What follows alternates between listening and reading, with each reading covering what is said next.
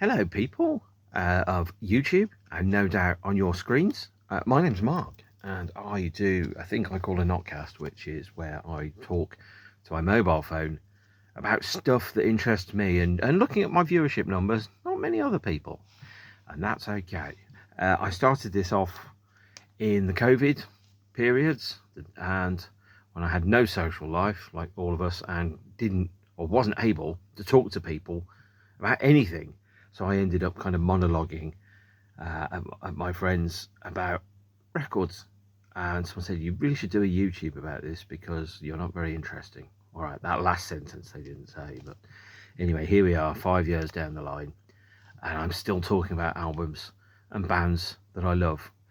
Because if you're a middle-aged man with no hair and a beard, of course, you've probably got a YouTube talking about a hobby, right? Some guys talk about fish. Some people talk about trains. I'm talking about old music, and by old music you can't get much older than Pink Floyd. Tonight I'm talking about their 1987 LP, I think their 13th studio LP that they released, A Momentary Lapse of Reason, which had some other working titles, including Of Promises Broken and Delusions of Maturity, I believe. So this is this was recently reissued in 2019, and here's a vinyl version of that with a remix on. But I'm going to go through that album, and time permitting, the numerous, and I mean numerous, reissues, live versions, and other releases which came out. So released on the 7th of September 1987, the 13th studio record by a band that call themselves the Pink Floyd. A Momentary Lapse of Reason was their first album after the departure of their misanthropic former bass player Roger Waters, who for at least some of his life didn't like anybody or anything on the basis of everything that he ever said and did. In fact, during the process of leaving the band, there was a bit of an impasse, as far as I understand, is that Roger wanted to dispense of the services of Steve Rook, who was the band's manager, and have his own manager, and that meant that he had to leave the band in order to free himself of the management clutches of Steve, who apparently was a very good manager, and then also at the same point found himself in the position where he still had a product commitment to the band's label, EMI, which he had no intention of fulfilling. David Gilmour called the preceding album the final cut. He called it the final straw at one point, and Roger was also of the view that he was never going to play with those musicians again, a view that was backed up by Nick and David, and obviously Rick Wright, who was fired from the band during the Wall sessions and became a session musician for a period of time. This is the album that happened afterwards. Roger called them the Muffins, and he said they'll never fucking do it, which they proved him wrong. He believed that David and Nick and Rick, who wasn't part of the band anymore, were not creative at all, and that they couldn't write for toffee, which has been disproved by the fact that actually, inside Pink Floyd and out, David has released more records than Roger has since Roger left the band. In fact, quite a lot more. Several more, come to think of it. I'm not sure exactly how many because I haven't done the numbers.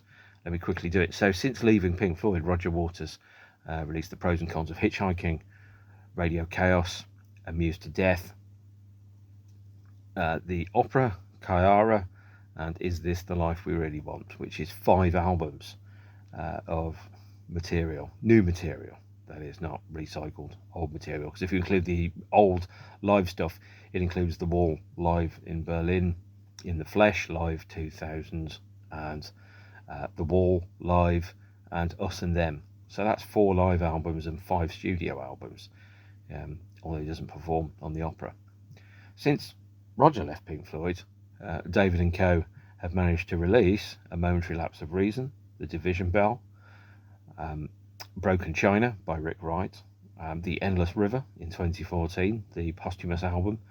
Also, David released solo albums of On an Island, Metallic Spears, which is sort of an album and sort of isn't, Battle That Lock, and last year, Luck and Strange, which is considerably more than 5. So Roger's assertion that the band couldn't write it and they couldn't fucking do it was clearly a load of nonsense. And the band had moved into a position where I think Roger was writing all the material. He wasn't necessarily letting anybody else contribute in a meaningful fashion. He was saying to the other members of the band, effectively, these are the songs and you will play them, and tried to turn Pink Floyd into an extension of his own creative vision and not allowing them anything creatively that they could do, which meant that it came to an impasse because the other members were frustrated. And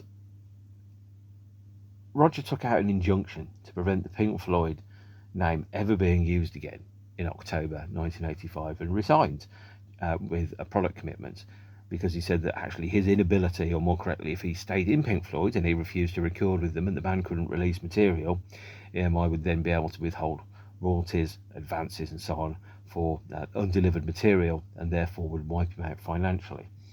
And he also felt that David and Nick could sue him for refusing to participate as a member of the band, whereas he said, well, they can't sue me if they leave. And as became clear as time went on, Roger was more inclined to sue than the other people, actually. After saying you'll never fucking do it, which David disagreed with. David took the songs that he had started to write for his third solo album after 1984's About Face, and without a bass player who was stopping it being Pink Floyd, decided maybe these are the songs which could become a new Pink Floyd album. As Smash Hit said about Bananarama, you can take the girl out of Bananarama, but you can never take the Bananarama out of the girl. And that's exactly the same with Pink Floyd, is everything that David Gilmour wrote sounded sort of like Pink Floyd because he was 1/4 of Pink Floyd, in the same way that everything Roger wrote sounded sort of like Pink Floyd because he was 1/4 of Pink Floyd as well. And because of what had happened, David decided he was going to start writing songs and see what happened. And he felt, when he listened to those songs, I think he felt that they could have been a Pink Floyd record. So there's a lot of solo Gilmour writing credits on this album, by the way, from what I remember. And I have to quickly scan through what I've got in there, is that Sorrow, A New Machine, Terminal Frost are all Gilmour solo songs. Gilmour's area of expertise is not in writing lyrics, so the co-writing on a number of songs is actually from the lyrics. So Learning to Fly, Dogs of War, One Slip, On the Turning Away, and Yet Another Movie have lyrics which have been co-written by other people, which is something which still continues to this day in David's solo career. So it's fair to say that David wrote a lot and he had a lot to prove in this, and effectively had the opportunity to reset Pink Floyd as a band that was perhaps more equal.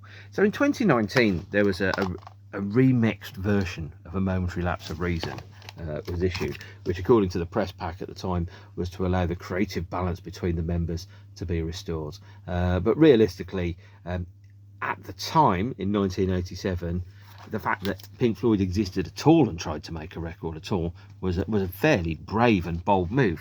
I don't think there'd really been a situation where one member of a band had left so obviously acrimoniously previously, declaring that the rest of the band were a shower of bastards, and said that they'll never be able to release anything. And so therefore this was the first time that a band had really tried to carry on without a core member, especially one who had wrested control of writing the material so obviously from the other members. Now Roger said, oh, what was I doing, stopping them from playing instruments and delivering songs? But at the other hand, Roger delivered 24 songs fully formed for The Wall, and I think 12 songs fully formed for the final cut, effectively saying this is my album. And as it said, the final cut was a post-war requiem by Roger Waters, performed by Pink Floyd, as the words I think go on the LP sleeve. So it's pretty obvious that Pink Floyd wasn't a democracy, and I think David wanted that back.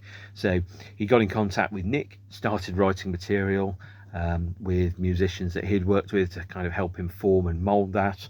And Nick had lost all his confidence and ability because he hadn't played live for 6 years by the time that he had recorded A Momentary Lapse of Reason, and hadn't really had a financial need to or impetus to.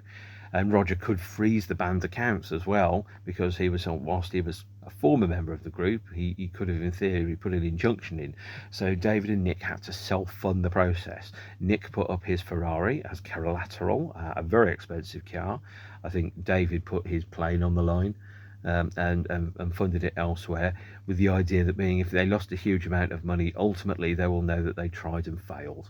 or tried and died, as you might have said, Fuji. So this is the album that you might have thought could never and should never have existed, and certainly, according to Roger, is a fair forgery of Pink Floyd as opposed to an actual band. But when I listened to it, when I listened to this in 1987, when I came into the Pink Floyd world and I first heard the band, I had no sense that this wasn't an accurate and fair version of a band. It didn't feel like a solo album that had been turned into a band project at all. I didn't get the feeling there was somebody that was hugely missing from the band. I listened to it on its merits, and I think I first heard it through the Venice 1989 TV broadcast. And for me, the existence of this period of Pink Floyd Mark III, led by David Gilmour without Roger, was the version that made, to me, Pink Floyd feel like a current band. So when I think about, for example, Joy Division and New Order, to me, Joy Division are always historical because they were dead long before I got into them. New Order were always current and active. To me, Pink Floyd felt like a live band as opposed to a dead band that had been resurrected, because I had none of the history that came to it. I just heard the music and liked it. And so on that period, we had the band effectively, as David said, learning to fly again. And this, the original version, released in 1987 on the 7th of September, was, I think, very, very expensive demos is probably the best way to describe it. And even the remixed version released in 2019 is by no means my favourite Pink Floyd record. It has some really great Pink Floyd moments on it. So in terms of what was actually performed today, now if we go into the gatefold, don't worry, we've got a gatefold. Everybody loves a gatefold. If you go into the gatefold of the LP, there were 17 names that are listed on there, and only two bodies that are on the cover. If you go into the booklet of the 2019 remix, by the way, that is a little different from memory. I haven't opened this up for a few weeks, but if I remember correctly, the picture of the band is the three of them. There it is. So resetting the band's creative balance and making the band to be perhaps a more accurate trio. There's obviously the revised version of the photo. This photo is used in the 2019 tour book. It's not used in the 1989 tour book. It wasn't used on the 1987 LP because legally Rick wasn't a member of the band, because when Rick left the band in 1987, the agreement had been that he would never rejoin, or more correctly, when he left the band in 1980, the agreement was that he would never rejoin Pink Floyd. So the version of Pink Floyd that existed here was a new legal mechanism that licensed the name Pink Floyd from the original version of Pink Floyd, using the majority shareholders of Rick and Nick, who were able to make decisions without Roger's veto power, I believe. And so therefore, because it was a new legal instrument, and the previous legal agreement, which is that Rick could never rejoin Pink Floyd as it was, didn't apply, because that was a previous company and this had to be a new company for legal reasons. So Rick was semi-detached, wasn't an official member of the band. And when he did join the band again officially as a full member in 1988, David described it as making the band stronger legally and musically in that order, which was a very interesting way of describing it, because although Rick plays on this album as a session musician, he's not a fully listed member of the band, and whilst his name is pretty big on the sleeve, it's not the same size as Nick and David. So there are a number of songs on this LP that Rick doesn't play on. And so for the 2019 remix, which is fascinating, and we'll get to that in due course, they've taken live recordings, rehearsal recordings, and they've put them over the top of and replaced the original studio recordings by people that weren't Rick. But it sounded like Pink Floyd to me, and that was the main thing that happened. When the band toured between 1987 and 1990, Rick was on £11,000 a week, which was considerably more than I've ever earned a week, to put it nicely, to say the least. But it was a salary, in much the same way as when he toured The Wall in 1980 and 1981. He was on a salary as well. And largely, Rick's contribution to the album was some keyboards, some vocals, backing vocals, a Hammond solo, I think it was on The Turning Away. And that was largely actually because Rick's wife approached David and said, Rick would love to play with the band again, and David was open to that, and that's what happened. So let's go into the album. But before we go into the album, let's talk about the first thing that was released from the album, which you didn't necessarily know. So this is Learning to Fly, the first single released from the record, released on a promotional 7-inch in America. Here's a copy of it, which, according to the back, it features a track called Terminal Frost, but the 7-inch itself just features 2 versions of Learning to Fly there on Columbia Records. And a CD single that was released in England. It wasn't released on vinyl in England, which features 1 slip, a remix or an edit of that, and the album version of Terminal Frost, and a DYOL lead, DYOL mix of Terminal Frost, which is a do your own lead version. So that's an edit of the track without the guitar solo on, so you can overdub your own guitar solo. Interesting? Yes. Essential? Absolutely not. Not in the slightest. And this was effectively Pink Floyd rebranding and restarting themselves, their first commercial single in 4 years. And this is where Pink Floyd started to become a bit of a singles band again, after eschewing singles between 1969 and 1979. Barely releasing any. This is where Pink Floyd frankly weren't afraid to have hits and saw it as an important part of the band. And Learning to Fly is built upon a demo written by John Carrin. John Carrin played with David first in 1985 at Live Aid in Wembley Stadium, when David guested as part of Brian Ferry's band. And there was a demo by John Carrin that was apparently influenced by Yellow Magic Orchestra's Yukihiro, oh hang on, I need to read that again, Takashi, which may be incorrectly pronounced, and if it is, I'm really sorry, but I can only go on what I read and write in my own way. Now there's a bit of a dispute between John and the rest of the band as to how much creative influence John Carrin has upon the band. I will try and steer away from that on the grounds that's probably the best thing to do, and I don't know enough about it to really have an opinion. Not that that's stopped me talking about other things previously, has it? Oh no. But no, so this track is Learning to Fly is described as being written by Gilmour, Moore, Ezrin and Carrin. So that Ezrin is Bob Ezrin. Everyone has their prize Bob. The Carrin is obviously John Carrin, who played keyboards for Floyd on the 1987 and 1994 tours, and also played keyboards with David on the 2006, 2015 and most of the 2016 tour as well. So John also played keyboards for Roger Waters on his solo tours between 1999 and now. So pretty fair to say John is a member of the Pink Floyd wider circle, and did a fair forgery of helping recreate the Floyd sounds. So that music was then built upon by David, turned into something a little bit more Floydian.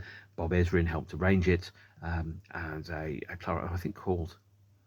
think it's called Patrick Moore, could be somebody else. If it is, sorry, wrote the lyrics, as indeed he wrote the lyrics to Dogs of War and On the Turning Away, a poet that David Gilmour knew, who was able to express in a lyrical form the ideas that David was trying to reach. So Learning to Fly is, here's the promo 7-inch from America, was and is a very good Floyd track. You listen to it and you go, yeah, that sounds like Pink Floyd. That sounds like the Pink Floyd of Have a Cigar, the Pink Floyd of Pigs, the Pink Floyd of songs like Money, Time, Breathe, that kind of big aspirational sounds, which leads towards something. And then the lyric inside the song about being an earthbound misfit, well, unsurprisingly, there are earth-clad shoes on the cover of Learning to Fly, and then on the background there, the back of the 7-inch, but not the CD, oddly enough, is a photo taken from the aerodrome that was used for the video for Learning to Fly, about somebody who was learning to fly and effectively learning to be themselves again. That came out the same day as the album, so depending upon where your pocket money was sitting, you bought them all, you bought some, you bought none. But in the UK, you only had the choice of the CD single, which is possibly why it didn't chart quite as highly as you might have expected it to chart, come to think of it. Because CD singles were not really a thing at that point. People were still buying vinyl. Obviously, lots of people still buying vinyl now, and CD singles don't exist anymore. But there you are. And then into the album itself, which is a 10-tracker, about 52 minutes long, a very good Pink Floyd record, although, as I said, this version, the 1987 version, sounds like very expensive demos. It opens with a track called Signs of Life, and Signs of Life is one of those moody, long instrumental tracks that Pink Floyd can do in their sleep, and frequently did. In fact, most of the Endless River is very similar to Signs of Life, which sounds like it's got Rick Wright all over it, and yet it hasn't at all, because it's written by David and Bob Ezrin. It's built upon a set of guitar chords and a chord structure and shape that was originally birthed during the Animals era of the band. So David had been sat on that for 10 years going, I'm going to turn this into something at some point, and then that time was now. And it's a 4-minute instrumental. Not my favourite Floyd song by any imagination, but an ideal song to reopen the album and reintroduce the world to the concept of Pink Floyd as a band. The same kind of long, not meandering, but atmospheric, layered introduction that you would get to an album like Wish You Were Here, or something, or maybe parts of things like Echoes. It's good. Wouldn't be on my dream Floyd set list, but it's very good and works very well live.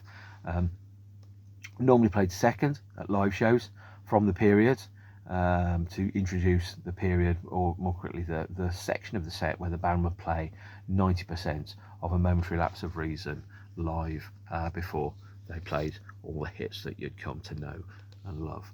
And of course, Learning to Fly, the second track of the album, was the single which I've talked about previously. So we get to the third song, which is Dogs of War. And Dogs of War was released as a promotional single. I don't have it, on the grounds that not many copies were pressed, and any copies of it are staggeringly expensive. And to me, Dogs of War is probably my least favourite song on the album. Not my least favourite track, but my least favourite song. Again, the lyrics were written by Moore, and they are about mercenaries. So to me, Dogs of War feels like it's trying to recreate the approach of Money. And by that, what I mean is that it's got an unusual time signature. It speeds up in the middle. There's a unnecessary sax solo in there.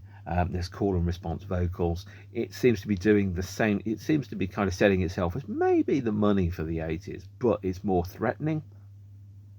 It's less hummable, and hummable is important. And it's also perhaps a little darker, a little grittier. It doesn't really lend itself to being played on the radio, Dogs of War. And the lyrics are, well, I think grim is not the word, but they are very, very definitely not miserable, but they're very introspective and not necessarily vastly pleasant. Played live a lot, not great. And the fourth track, which became the final single from the album, is One Slip, which was released as a single on the 13th of June 1988. One Slip came in a number of forms: 7-inch, 12-inch poster bag, and CD single. I haven't got the 12-inch poster bag, on the grounds that I don't need it or want it. And the CD is backed with Terminal Frost again, and a live version of Dogs of War recorded at Atlanta. To me, One Slip is a very good song, interesting song. It has a couple of unusual ideas in it, and primarily, here's the 7-inch single that comes in a gatefold sleeve. Some copies of the 7-inch told you that they had a guaranteed ticket application for the shows at Wembley Stadium. So you could send in a little pink bit of paper, and you would get guaranteed tickets to see the band play Wembley Stadium in 1988. Their first UK shows with the Rogerless Floyd, about 9 months after the band had started playing in Toronto. And as I said, the B-side is Terminal Frost. The live track is Dogs of War, and this comes on, and this is lovely. And actually, the only pink vinyl I think I've got from the Floyd is the One Slip 7-inch. Certainly, if you're into coloured vinyl, I would have thought Pink Floyd should have done every album as pink vinyl, and put those out and reissued them in much the same way as AC/DC and the Queen have put all of their albums out on coloured vinyl. Surely, if your band's name's got colour in the bloody title, you should do it. But I shouldn't be giving Pink Floyd any more ideas. Frankly, they've got enough ridiculous reissues and repackages which are out and about anyway. But no, One Slip was the third single from the album, and I love One Slip. It's a interesting song, and that song is about really the temptations of something which perhaps you shouldn't go for. Here is, by the way, the guaranteed ticket application. This form on the limited edition gatefold pink vinyl single, complete and detached, and send it to the box office in Altrincham, Cheshire. Tickets were £16.50. Good God, that's cheap, isn't it? Although that was 1987 money and not 2025 money. But there you are.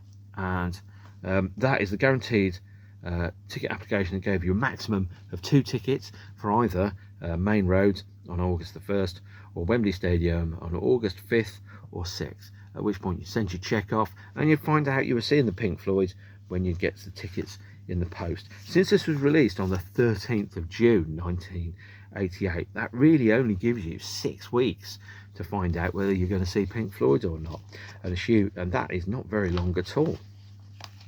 It was a very different time in those days. It really was. But there you are. And One Slip is a song about temptation, the idea that you've got one slip and down the hole you fall. Now that one slip could be sex, could be drugs, could be any form of temptation. It could be alcohol, and it's a curious lyric that's not particularly judgmental about the idea of addiction and temptation. You walk the line, as Johnny Cash says, between what you want and what you need, and sometimes you give in and you get what you want, and sometimes you, as the cliche goes, be careful what you wish for, isn't it?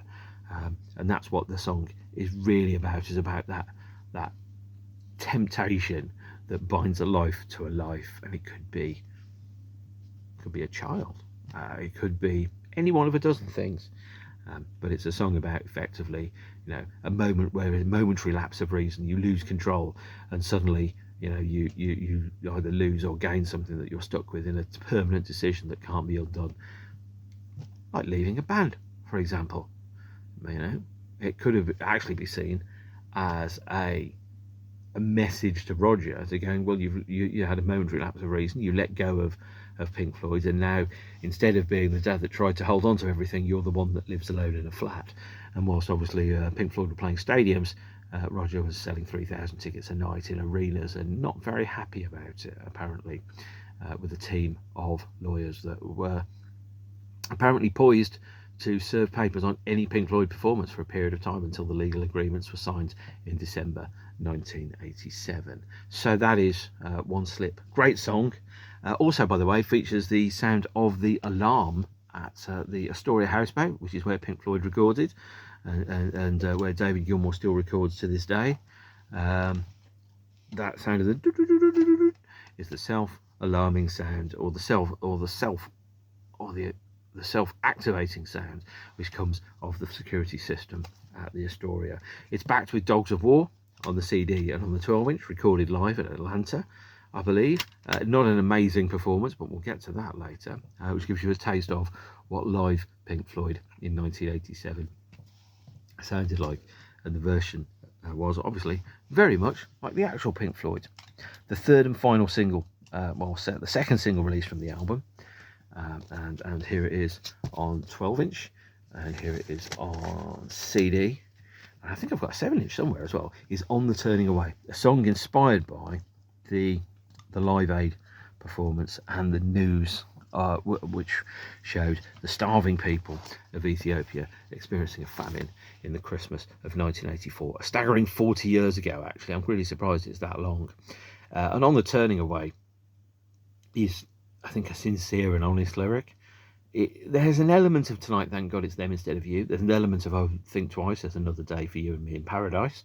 Sorry to quote the awful Phil Collins, but it's also about the complicit and the complicity of people that refuse to act in a situation when they could do something and they choose not to. That in itself, the absence of a decision, is a decision. This is a classic Pink Floyd track. Absolutely love it to bits. Not seen it played live, because I think it's only been played live once by David, but truly really feels like it's a genuine Pink Floyd classic, and I think it's very underrated actually, because it's so blinking long. The 7-inch here features an edit. and it's not Patrick, it's Amore. Again, another pink vinyl 7-inch there on the Turning Away, backed with a live version of Run Like Hell, recorded in Atlanta on November the 5th, 1987. There, the 12-inch and CD feature the live version of On the Turning Away as well. And now I'm guessing this isn't pink. No, good old-fashioned black. Well, that's colour, isn't it? That's a coloured vinyl. Black is a colour, right? So that's an option that you've got there. And the CD single features the LP mix of On the Turning Away and the live versions of Run Like Hell and On the Turning Away. And actually, if you look at the cover art for On the Turning Away, very cleverly, everyone is holding a little bathroom hand mirror and looking at themselves whilst kissing somebody else, so projecting onto the kissing their own image of themselves. Actually, I must say the quality of the sleeves that we've got from Storm Thorgerson during this era, very, very strong, and I'll talk about the cover art when we get to the end of the LP. But actually, no, let's talk about it now. So the cover art, that there, a vision of an empty bed, which is a line that's taken from Yet Another Movie. 700 beds taken from disused hospitals and put upon a beach. Also, a number of other characters that appear elsewhere in the rest of the album and on the screen. So, and we've got the rower, who's there, seen in the film for Signs of Life. We've got this chap here, who also is in the bed, that's seen in a number of the films that were shown during the show. Now, you could argue that kind of looks like Roger, but that, if it is, that's unintentional. We've got the dogs here, the dogs of war. We have in the distance on the gatefold, let me just check, we've got a maid here who's cleaning up the mess that men leave behind. And then we've got a genuine microlight all the way up there, a small plane, which hides to and alludes to learning to fly, which on the cover of the 2019 remix is more apparent. The image has been flipped, I think, a little.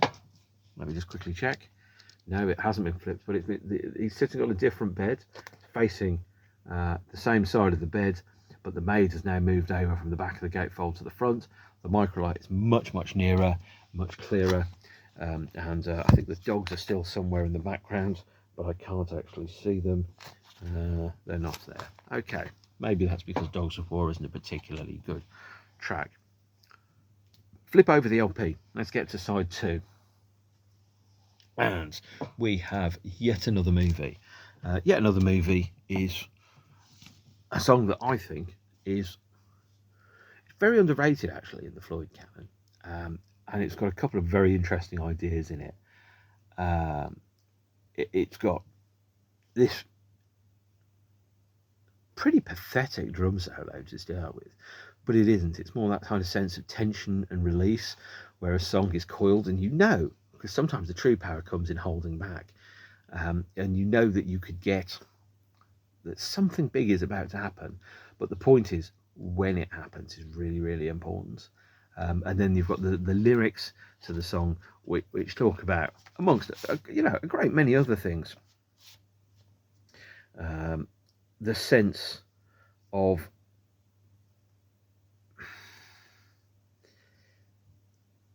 I don't quite know how to describe it. The sense of regret, the sense of having acted upon something and knowing that having done it, you regret it almost as much as having not done it, which is a really interesting feeling. So there's a kind of a sense that underlies a number of songs on the album around self-actualization, fulfillment of ideas, creating one's identity, those type of things, which is in there.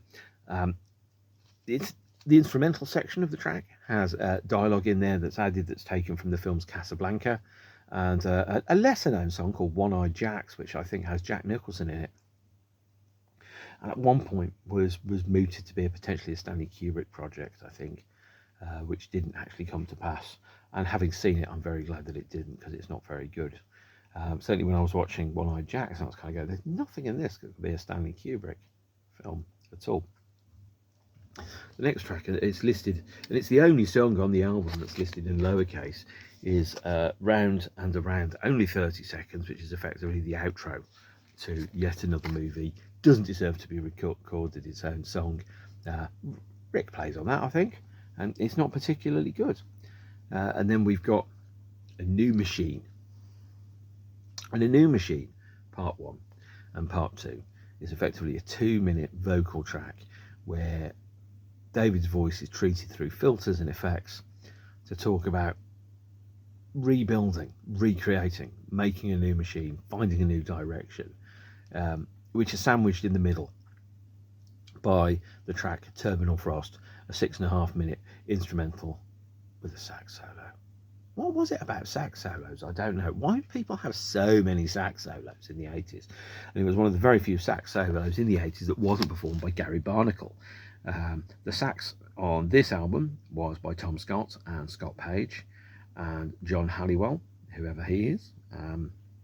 And none of it was necessary. In my world, there'd be a lot less sax solos. I think actually I might ban the sax. It's my least favourite instrument apart from possibly the bagpipes. Actually, yeah, I hate the bagpipes. There's somebody in my town that plays bagpipes, and I don't understand how you could ever get to that. Really, I really don't. Anyway, that's another thing. And Terminal Frost is an instrumental, quite unfloydly in a number of respects, actually, because it feels more like some of the songs which turned out in 2014 to be on the Endless River album. Gentle, nice instrumentals that don't really do anything. You could listen to Terminal Frost and go, I'm not quite sure who that is. Is that Genesis? Which is possibly the worst thing I could say, and it's possibly my least favourite Pink Floyd track released during the band's lifetime. Actually, no. The worst Pink Floyd track I think I've ever heard is some of the drivel that comes towards the end of The Wall. Come to think of it, where, you know, Roger's talking about being in the Dead Dad Club again. Well, guess what? Lots of people are in the Dead Parent Club. Don't make you special. That sounds pretty harsh, doesn't it? But as a member of said club, I have an opinion upon that. I never did any concept albums about how my parents died. Terminal Frost is not great. A New Machine Part 2 is not great. Again, it's David's vocals struck through vocoders, noise gates, and similar effects, chains and pedals. And the lyrics aren't good. They're maybe not perhaps as blunt as We Who Are Not Like Others from the Sepultura album, but the lyric is pretty clearly,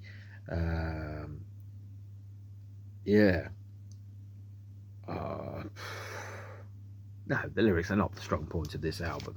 The strong point of this album is the fact that Pink Floyd still exists, is that Pink Floyd is a concept and an idea, Nick and David and then later on Rick, still making music and deciding to wrest control of their own destiny. This is an album that had to be made, not an album that necessarily is my favourite by any stretch of the imagination, but it does have Sorrow on the next track, track 10, which is one of my very favourite Pink Floyd tracks of all time, and I've had the good pleasure of seeing Gilmour play it live 5 times in the past decade or so. Staggering song, absolutely brilliant, comes in on this huge, enormous guitar solo, which, by the way, was recorded at the LA Memorial Sports Arena. So David played the guitar, recorded it, and then played it back through the speakers at the sports arena to make it sound even bigger and even rumblier and even louder than before. And it was written and completed in one weekend and arrived fully formed, every part of it by David, with the rest of the band adding their necessary parts as it came along. Astonishingly good song, astonishingly good. I love it to bits. One of my very favourites. So in case you hadn't worked out how good I think it is. Of course, in 2019, the remix version of it came out, which I will get to at the end of the episode. And the critical response that came back was perhaps less than complimentary. Waters described it as a fair forgery and called the band Pink Fraud. I think Storm described it as a very careful album with very few risks taken and a very busy mix that needed to be taken back. And, well, the public bought it in droves because Pink Floyd were back. And it sounded like Pink Floyd and not that miserable old guy staring at his navel, screaming about his dead dad, which I guess is an important artistic thing, because as a listener and a consumer of music, what you try to do is you try to connect to the songs that you are listening to. And if you can't connect to it in some way, even if the way that you connect to it is techno, there's got to be some part of it that you can see, really. And it can be exclusionary if the lyrics are very one-dimensional or perhaps don't speak to a common human theme that's within them. There are some issues about the 1987 version of the album, and I much prefer the 2019 remix. The 1987 version of it has a lot of the problems that plagued 1980s production. So that is booming reverb drums, 80s production tricks, stick bass, fretless bass, synth pads, default sounds. Nothing makes you look older than trying to look younger than you are, and nothing makes you look younger than trying to look older than you are. And too many of the 80s production tricks that have aged very, very poorly when people were pushing the limits of technology have now shown themselves to be quite primitive. Like, for example, if you watch very early CGI from certain films, maybe one starring The Rock, maybe The Scorpion King, and you end up going, oh no, that's aged like milk. And that's how I feel about Momentary Lapse of Reason, the 1987 version. It's very, very expensive demos. It's not, in my opinion, a great Pink Floyd record, but some of the songs are very, very good, and that is a factor that is massively corrected with the 2019 remix, which was completely rebuilt right from the ground up, with previously unreleased performances, recordings. I think Nick re-recorded a number of the drum patterns for this at a certain point in the 2000s. So the 2019 remix has probably been done for years before it came out. So I haven't really talked about that. I think now's the time to go into the remix and talk it through. So we've got the two versions of the LP, 1987 and 2019. Both look and feel like Pink Floyd records. I prefer the 2019 version to the 1987 version because the production is better, is different, it's less dated, it's more modern, the drums are more analog, it feels more human, and there's a lot more Rick Wright on this. It's presented, the vinyl edition was reissued, and let me just quickly check the date, in 2019, and it was cut at 45 RPM as a half-speed master. It's just a better album than the other one. Think of the 1987 version as the demos. So we go into the 2019 remix. First and foremost, you listen to it and you kind of go, well, there's nothing that's substantially different about it, but at the same point, everything feels different. The drums feel like it's part of the, you know, people sat in a room playing together as opposed to a disconnected section of session musicians. And there are some tracks on the album which, by the way, I don't think Nick played on the original version at all. I think Jeff Pecoro, I think from Toto, played drums on one of the songs, but I could be wrong. But Nick plays drums on everything that's on this, at least as much as I can tell. The credits have been changed, so it's David, Nick and Rick plus additional musicians, and you can probably look at it and see who isn't on this album to tell you who's missing, but I can't really see that. Obviously we've got Tony Levin, bass player to the Stars, Steve Foreman on some percussion, also, for example, additional instrumentation. So you've got at least 4 extra keyboard players on any version of the album, although their contribution is much smaller on the 2019 remix. You've got a number of, so you've got at least 1, 2, you've got at least 2 extra drummers, a bass player, you've got 3 saxophone players, you've got some extra guitar, and you've got 4 backing vocalists. This was remixed by Andy Jackson, who has overseen the mix and production on a lot of Pink Floyd material since 1980, remixed with David Gilmour sometime in the noughties. And since Andy did the original recordings for the album in 1986, is able to go back to the original material and reshape it.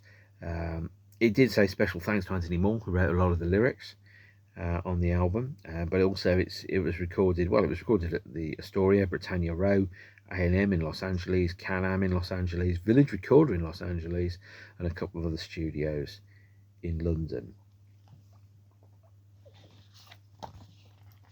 Let's go into the booklet for the 2019 remix. Again, these are lyrics alongside images. Images are taken generally from the screen films and the videos that were prepared for the tour. Dogs of War, yeah, that was broadcast, that was shown during the tour. One Slip is there as well, although the One Slip promo video is a live recording, so this is a vision of an empty bed at the bottom of a swimming pool. And then On the Turning Away, again reusing and reutilising the single artwork there. The original photo, I think, from the original cover is on the inside double that's inside the booklet. We have various pictures of random shots of people swimming underwater.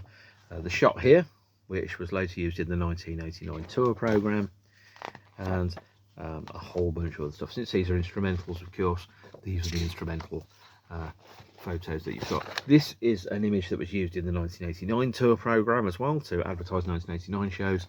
And then the final track, Sorrow, a man crying on a bed, alongside, I think, some imagery. These are the drawings. This might have been the drawing by David Gilmour, actually, where he drew what he thought the album cover might be, alongside a number of other potential options that we've got. One of a waterfall with what looks to be Battersea Power Station upside down falling into the water there, and another couple of original album concept ideas.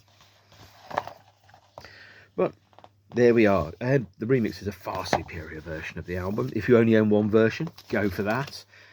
You can pick it up on its own as a vinyl LP, CD, or there's a box set with a Blu-ray in it that features a surround sound mix of the new version of Momentary Lapse of Reason. I haven't got the box set version of Momentary Lapse of Reason because I own a ridiculously overpriced box set called Pink Floyd, The Later Years. Hang on a second. Here is the outer box for it, which features about 18 discs, including the remix 2019 Momentary Lapse of Reason, and 3 live shows recorded on the tour. So the band went on tour in 1987 to 1990, played a lot of shows. Anybody who's really interested in hearing the nitty-gritty about that, I recommend you pick up this book, Guy Pratt, My Bass and Other Animals. And in fact, if you start on about page 127 or thereabouts, no, 126, to read all about his life as the replacement bass player in Pink Floyd, who was picking up from and replacing Roger Waters. No big deal, obviously. And that is a really interesting book to read. The band went on tour. Mason used his Ferrari 250 GTO as collateral, effectively, to subsidise the tour, because that was one of the most expensive cars in the world. Still is, I think. Waters threatened to sue the band if they used the Pink Floyd name. They rehearsed in Toronto. There's some video circulating of that. And the rehearsals were apparently chaotic as the band started together and reformed. Effectively, they really did reform. You know, you had the version of the band, Rick, who was back in the band for the first time for 7 years. Nick, who hadn't played drums live on stage for 7 years, or 6 years. We had David, who hadn't played a Pink Floyd show in 6 years, alongside a new bass player, new keyboard player, a new guitar player, Tim Renwick, Tim who played with Roger Waters, a new saxophone player, and 3 backing vocalists, effectively forming a band after they'd already committed to play the shows. There was a problem. The problem was Roger could sue them if they used the Pink Floyd name, so they had to have a team of lawyers that were ready. The other problem was they had a pig, and the problem with the pig was Roger had invented the pig. That's Roger's pig. Do you like him? His name's Algernon. And so what they did is they put a pair of balls on him to make it very obviously not Roger Waters' pig. Pretty bold. Yeah, but there you are. They sold out 60,000 tickets for the first shows in Toronto in a day. It was the most successful tour in America in 1987. And they went to Australia, Japan, and Europe, and back to the US in 1988. And the fruits of that were recorded with the aims of releasing a live album. The first recording from that is released as this bootleg DVD, the complete Calhoun tapes, which was recorded at the Atlanta Omni on the 3rd to the 5th of November 1987. Live recordings were used on the B-sides of Dogs of War and On the Turning Away, but only 3 songs. This wasn't released because the band didn't like the videos. They didn't like the visuals of it. It was a very flashy visual show. Rick and Nick weren't quite confident enough yet at that point to feel fully convincing as members of the band, and so the band decided not to use it apart from odd little promos. So I think the promo from One Slip was recorded in Atlanta. The promo for On the Turning Away might have been recorded in Atlanta. Dogs of War was broadcast on television. Run Like Hell was used as a B-side. But the full show only surfaced many years later when a Betacam tape of the finished mixed show was stuck on eBay. Somebody bought it, transferred it, and now we have an unreleased Pink Floyd live concert DVD, which really, in my opinion, should have been released with the later years box set, but wasn't. This was followed up with the first official Pink Floyd live album containing a full-length Pink Floyd show ever, The Delicate Sound of Thunder, which was released in November 1988, recorded at, I think, the Nassau Coliseum on the last 5 shows of the tour in August 1988. It was released as a double LP. The CD here has extra tracks on it, and this had, in my opinion, one of the best live albums ever. I love this record. I listen to it a lot, and it just sounded like a band that had no lack of confidence, that were able to just deliver and do a good, standard, pretty exciting live show without any of what I regard to be the embarrassing, self-indulgent, navel-gazing stuff of dressing up like a flower and singing songs about sad dolphins that won't fuck, which might be some kind of cross between Yes and Genesis. Pink Floyd is the only prog rock band I like, by the way. The rest of them can go die in a bin for all I care. Sorry guys, don't like your stuff. Pink Floyd I do like. And Delicate Sound of Thunder was one of the best live albums I think I've ever heard. Surprisingly, and I think it might have been in My Bass and Other Animals, the band's manager paid each of the live band members £5,000 in lieu of royalties to get permission for them to be on the live album, which I think is a little cheap, £5,000, but so be it. That's an option. The LP, CD and cassette versions had slightly different running orders, none of which were the complete show. And there was a live video of Delicate Sound of Thunder that was released in June 1989. Here is an unofficial Brazilian DVD of that edit, which features a number of other songs. So a number of songs that weren't on the live album, specifically Signs of Life and On the Run, and I think One Slip, for example, were on there as well. This was later released as a bootleg CD called Shine On Live. Here it is, that features the original mix. And there was also another bootleg release called Made in Japan.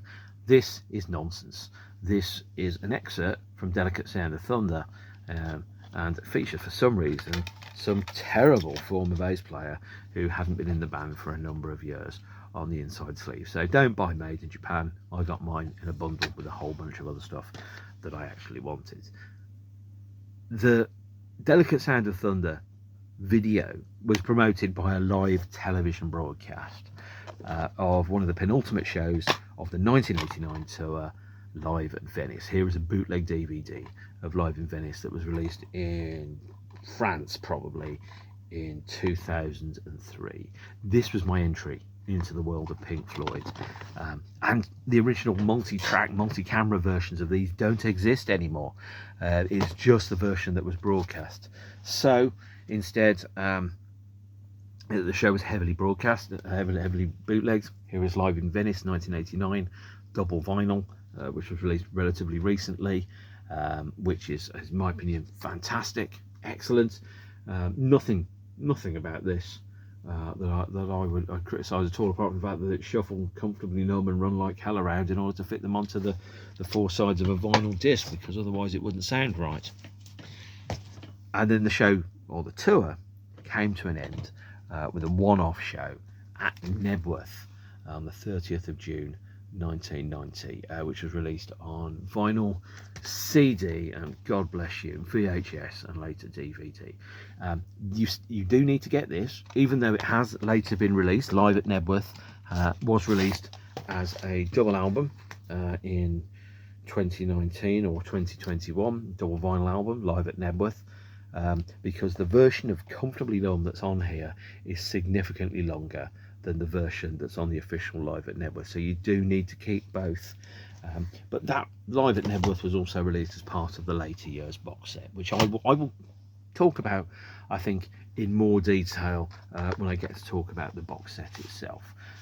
Live at Knebworth is a good live album, but it's short. It's only an hour. The band only had an hour, of which 55 minutes is on this double LP. It was a charity show for the Silver Clef charity. Featured Candy Dolfer on sax and Michael Kamen on keyboards for Comfortably Numb and Run Like Hell, and was released as a standalone vinyl and CD release in 2021. The Venice show, in terms of its official release, is still only on the DVD and Blu-ray that's inside the later years box set. So unless you want to spend $429.99 on that, please don't. It's far too much money. You can buy the separate bits separately. Luckily, Knebworth and Venice and Delicate Sound of Thunder are all available on YouTube, and at least Delicate Sound of Thunder has had its own standalone release as a CD, LP, expanded triple LP version, which I don't see the point in getting because I've already got 3 live albums from the tour. I don't need a 4th, and as a DVD and Blu-ray. Knebworth was the end of that particular period for the band, the last show after I think 155 shows, where Pink Floyd really became, in my mind, a proper band. By proper, I mean, what I mean is that, to me, before that, if I'd have got into Pink Floyd in 1991, for example, and the last show that they played had been in 1981, the last album had been in 1983, to me then Pink Floyd would have been a historical band, a legacy act, which is a terrible phrase and one that I really strongly dislike.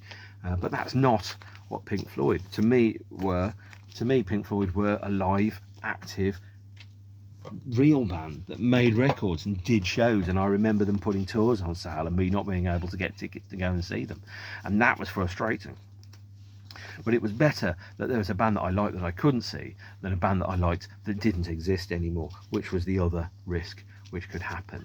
I will talk about the later years box set, I think possibly in a future episode, but what I will say, and I'll very quickly kind of go through the Momentary Lapse of Reason era material that's in the box set, is there's a lot of discs which are in there which would be of interest to you. There is this here, which is the 2019 remix of Momentary Lapse of Reason, which is remixed and updated and presented in 5.1. There is the Delicate Sound of Thunder, which has been restored, remixed and expanded with extra tracks, re-edited to take out all those cheesy 80s bits, which is available on DVD and Blu-ray. The Venice concert is available on DVD here alongside Knebworth. Again, Knebworth is edited. You lose about 2.5 minutes of music from Knebworth, but you also lose about 2.5 minutes of crowd noise, so don't be worried about too much about that. And if you really want that extra minute of Comfortably Numb, you can buy the original Knebworth release. There is unreleased live films, music videos and concert films which are on here, as well as bonus tracks from Delicate Sound of Thunder. You get those. You get a series of documentaries as well, so you get the making of the Momentary Lapse of Reason cover shoot, you get some interviews, some other stuff, and there's the unreleased live films on DVD as well. Last thing I think probably is just to say there is some extra stuff from this period which is inside the later years box set. I'll quickly show you what that is so that you can see what you get. If you buy the later years from the Momentary Lapse of Reason, you get a crew pass, a Venice pass, you get a ticket for the Versailles show, you get a ticket for the Nijmegen show, you get a reproduction tour booklet for the Momentary Lapse of Reason tour. This, by the way, is 80% of the size of the original, because I have an original. And little known fact is, if you show banknotes, American banknotes in films, they have to be, the prop banknotes have to be 80% of the size of the actual banknotes, so as not to be mistakable for actual currency if any of the banknotes get out into circulation. There you go, that's not very interesting. You get a 1989 reproduction tour booklet here, so the tour programme for the Another Lapse tour, this time taking the imagery from the Delicate Sound of Thunder, so effectively this is the Delicate Sound of Thunder tour.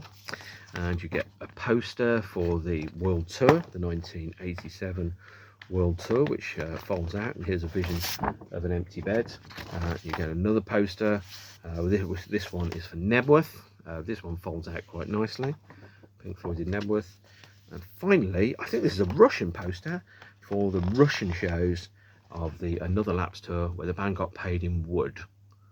Yeah, that's right, wood, because Russia didn't have any money. So, A Momentary Lapse of Reason, not my favourite Pink Floyd album. The 2019 version of the album is far better than the 1987 one, but it is a worthy addition. The live albums are excellent glimpses into shows which you didn't get to see, and overall I'm very happy that this exists. So thank you for spending an hour with me, longer than the album itself, learning about A Momentary Lapse of Reason, and hopefully the next one will be less boring and less proggy. I think I know what it's going to be about, but secret's safe with me. Yeah, see you all soon. Thank you very much for spending 61 minutes with me whilst I talk about that. If you made it all the way to the end, congratulations. If you ducked out halfway through, it doesn't matter what I say now, because you're not watching it. And since you're not watching it, I'm going to stop it now. Okay, see you later. Bye.